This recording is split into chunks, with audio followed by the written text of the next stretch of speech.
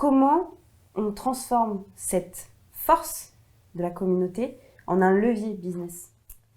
Oui, c'est la question à 1 million. Que toutes les entreprises se posent en ce moment. C'est une question très vaste, mais du coup, j'ai essayé d'y répondre dans mon livre, Petite Minute Promo, notamment en commençant par poser un prérequis qui est que pour canaliser le pouvoir, entre guillemets, des communautés, c'est important que l'organisation, la marque ou l'entrepreneur qui souhaite créer cette communauté soit au clair sur ses objectifs et ses motivations derrière la création d'une communauté. J'ai essayé de théoriser un peu cette lecture et j'ai abouti sur 3 grands piliers d'impact de la communauté sur le business qui peuvent être mesurables de différentes manières et qui s'expriment de différentes manières dans les communautés qui marchent aujourd'hui de marque.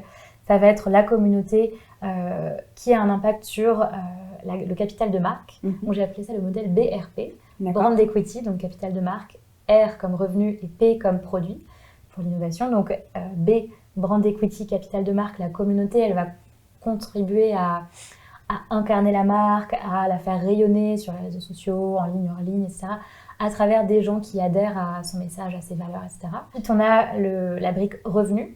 La communauté peut avoir un impact direct sur le chiffre d'affaires, que ce soit sur des logiques d'acquisition, de fidélisation. Une communauté, ça peut en fait renforcer, enrichir l'expérience client et donc contribuer à ce que les clients utilisent le produit plus longtemps. On peut aussi avoir des logiques d'ambassadeurs, de vendeurs sur des modèles comme Tupperware, Thermomix, etc. Donc ça peut aller très loin. Et puis ensuite, le pilier P du produit, la communauté peut aussi être là pour contribuer à de l'innovation, de la co-conception, de la co-création dans les produits et les services de l'entreprise pour en fait faire une espèce de boucle de feedback et qu'on soit en capacité de construire des produits ou des services qui sont plus près des vrais besoins de l'audience, de la communauté, des membres, qui sont peut-être des prospects ou des clients.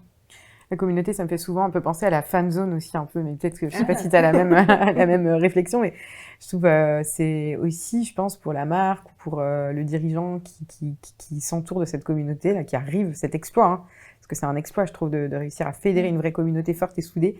Bah, c'est aussi un peu tes fans, en fait, c'est les personnes qui croient en ta mission, en ta vision, en ton produit, tes produits. Je dis, c'est vraiment cette logique, tu l'as mentionné avant, d'engagement. Et je pense que la communauté, c'est les gens qui sont engagés vis-à-vis d'un projet, d'une vision du monde, d'une marque, de ce qu'elle propose, et qui sont dans une logique de contribution, de coopération. Tous les mots qui commencent par co. Qu'on connaît bien. Qu'on connaît bien. Et donc, du coup, c'est en ça que c'est puissant. Ok.